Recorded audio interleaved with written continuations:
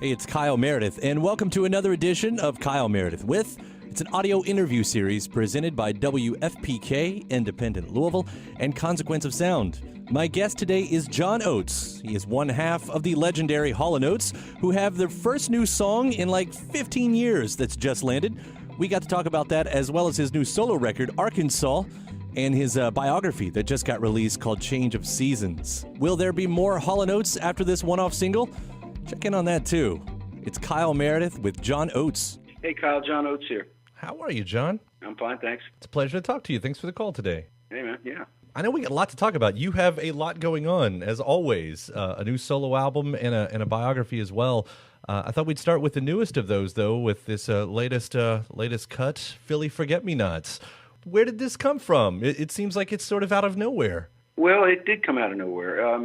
Pat Monahan found the song from two young songwriters who came up with it, and came up with the original idea, and gave it to Pat. And Pat got together with Daryl. I was on tour on my solo album, and those guys started working on it, and we pulled it together, and then we recorded it. So it came together really quickly, and we just thought it was a cool idea. And obviously, with Pat being from Pennsylvania, and us obviously being from Philly. We just thought it would be a really cool thing to have a record out on the radio to promote this new tour that we're doing together. You know what gets me about it when I first hear it? It sounds like classic Daryl Hall and John Oates, but with current production, which is sort of a trick that I don't think a lot of artists can pull off. You're right. You're 100% right about that. It's kind of got this very modern pop production, but it's got a certain thing. And plus, when you hear Daryl and Pat singing and me singing, it has a sound. There's a sound there that is immediately recognizable. So I think that's part of it as well. You said, two other songwriters had wrote the song, but there's a little touch to the old song Rich Girl in there. Did you all add that yourselves? Yeah, it was one of Daryl's things. He can't help himself. I thought it was interesting, too, because the first line about being gone, it sort of works on one of those double-sided ways. Like, we're not just talking about Philadelphia, possibly. There's a little bit of a nod to that, but not really, because Daryl and I have never really been gone. We've had our ups and downs, in terms of public visibility and in public popularity, but the reality is, for our hardcore fans, we've always been around. We've never stopped. We've taken some time off, but we've never retired. Never done a fake reunion tour or a fake farewell tour, which I think is hysterical that all these people are doing. But anyway, that's one of those things. You can. The cool thing is that you can read into it as much as you want. Well, and you're talking again about how the production sounding and the style of song and everything. I mean, back 70s and 80s, you all were able to tap into something that connected with so many people, and I don't know if that's just great timing and luck and what, some artists talk about, or if there was a formula to go along. But when I look at, the image of pop music, how it's changed over the years, but in a sense, when you hear a song like this, it's just the basics of a catchy song still works. Hey, listen, it's a great hook, and you know what? We made a career out of great hooks. So this is just yet another one in a long line of them. So I don't know. I mean, I want to ask, does this lead to more? Can you see yourselves doing more than this? Because it's a really good song. It would be sad to me if this doesn't lead to more really great songs. You know what? Perhaps. I wouldn't rule anything out at this point. But the thing is, I think in this day and age, making an album together is not really something that either of us are interested in. We have so much else going on. But making a series of singles is a really cool thing, because the world is really kind of oriented toward it's become a world of singles at this point. So if that was the case, and that's a cool thing to do, why not? Well, I surely hope so. Like I said, I'm enjoying this one, a pleasant surprise, as is the new record, and we can go all over to your new solo record, Arkans. Tell me the story about this one too, because it's sort of got a concept to it, right? Yeah, well, it's basically a return and a rediscovery of my earliest musical influences, the stuff that I was doing before I met Daryl Hall. I was a folk blues guitar player, and I was very deeply steeped in the Americana roots music tradition. Mississippi John Hurt, Doc Watson, Son House, all this kind of stuff. That was my sweet spot. And over the years, with my collaboration with Daryl, obviously we went in different directions and doing different things together. And it's kind of that side of me got just kind of put off to the side, basically. I wrote a memoir called Change of Seasons, which came out in 2016. And that book caused me to have to go back into my memories and really rediscover a lot about myself in the early days. And that led me to translating that into basically a musical statement. And what I did was I've been living in Nashville for the last few years and have a lot of friends who are very much involved in the roots music, Americana style of music. And I began to rediscover it in myself. And I said, I want to make a record that really represents, who I was or who I was in my earliest, incarnation, so to speak. And that's what happened. And I started out to do a tribute to Mississippi John Hurt, who's one of my childhood heroes. And as I got into the record, I wanted to expand the idea to music that was contemporary with him back in the 1920s and 1930s. And I started rediscovering all these great, or actually early American pop music. People like Jimmy Rogers, Emmett Miller, people who were having actual million-selling records back in the earliest days of the recording and phonograph and radio. And I thought, well, that's kind of cool. I've been making hit records my whole life, and I didn't even know what the earliest first hit record was. And that was the key that unlocked the theme of the album. Yeah, I mean, having songs as old as that, as you're saying, from the 20s and 30s, it's interesting, too, because, calling it pop music in the sense that we're talking about pop music a few minutes ago, there's a, I don't know, that line that some things never change in a way. Pop music is pop music because it's popular.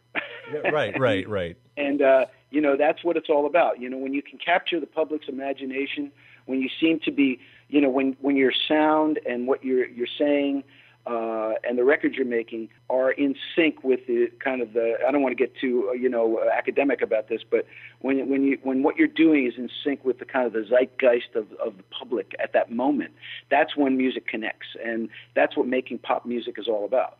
And it's not easy to do. Sometimes you hit it, sometimes you don't. And, we've been very fortunate over the years to been able to hit that sweet spot many, many times.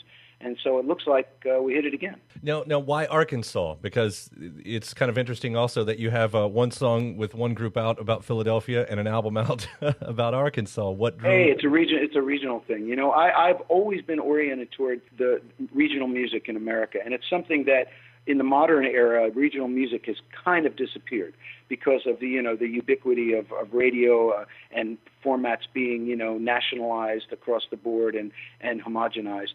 But back in the days when I was a kid, regional music was very powerful and very unique and distinct. You'd go, New York didn't sound like Philadelphia. Philadelphia didn't sound like Memphis. Memphis didn't sound like Chicago. Chicago didn't sound like L.A. All the music that came from these various regional parts of the country were unique and distinct, and I always loved that about American popular music. I think if you go into the other world of for instance, Americana music, you'll find that there's young artists all over the country who are really doing the same thing I'm doing, tapping back into the roots of their region and the roots of their families and the roots of certain things that interest them that are uniquely regional in America. And I think there's a lot of that going on. Perhaps not in obviously top 40 radio and things like that, but in other formats. So that's sort of, talking about the wider scope of Arkansas right there. That's the title track. Is that one of your originals as well? Is that specifically the original? That's the title track that I wrote after a trip to a little place called Wilson, Arkansas, outside of Memphis. And I went and did a show there with my band, and we literally went out after the show into the cotton fields along the banks of the Mississippi River, and Highway 61, the Blues Highway, ran right through the town. And I said, man, this is it right here. This is where, this is like kind of a vortex where so much of this great American music tradition has come up from the Deep South and eventually, made its way northward and spread out to the cities and evolved into rock and roll. So it struck me as a kind of a musical touch point, and I wanted to celebrate it. And you've got so many great guests on here. I noticed one of our favorites, Sam Bush. Yeah, a legend, a true legend and a real force of nature. Sam embraced me early on when I first came to Nashville. We became friends, and I played with his band, and he's introduced me to the Americana community, and he's an ambassador for that. And, I have people like Russ Paul, who's currently out touring with Dan Auerbach, and just these great musicians who populate the album and have really supported me and have been just a joy to play with. Yeah, it must be a cool way to spend the year, too, kind of touring both sides of the game here with Daryl and then with the with this group, and kind of, I don't know, stretching all of those muscles, I guess. Oh man, it's so much fun for me because I never get bored, because I'm doing this incredible roots blues show that's really down and dirty and very simple and very, really kind of hardcore basic stuff. And then, I put a different hat on and go out into these giant arenas with Daryl and with Train and with the great Hall and Oates band. And it's a completely different, set of musical disciplines, different way of thinking about music. The venue, the arena is huge. The sound is different. There's production. There's video screens. So it's our whole, really, it keeps you on your toes. And I'm never bored. That's one thing I can guarantee you. You'd mentioned also the book that you put out with Change of Seasons. How was it writing the story of your life? Does it feel like you've, I don't know, not that you've put it to bed or anything, but now that's, sort of been cataloged in the box? Well, it's cataloged up to about the year 2000, and now there's 18 more years to go, and I haven't even touched on that. And that's some of the most profound and important 18 years in my life. My move from Colorado to Nashville, my starting a solo career, all the amazing people and experiences that I've had.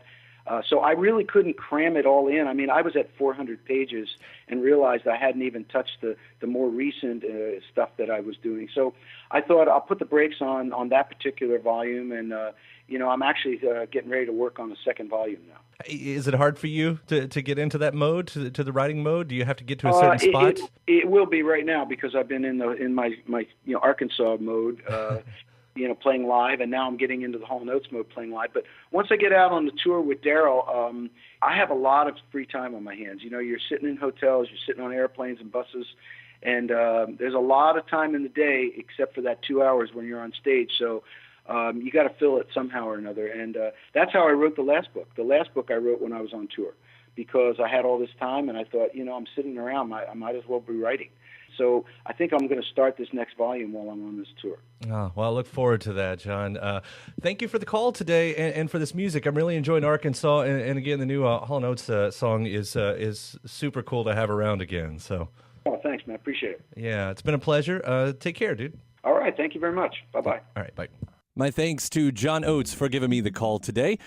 Hey, don't forget to subscribe to Consequence of Sound's YouTube channel to keep up with all your favorite artists and interviews, and WFPK.org. That's where I do a show every Monday through Thursday from noon to 3 Eastern. I'm Kyle Meredith. I'll see you next time.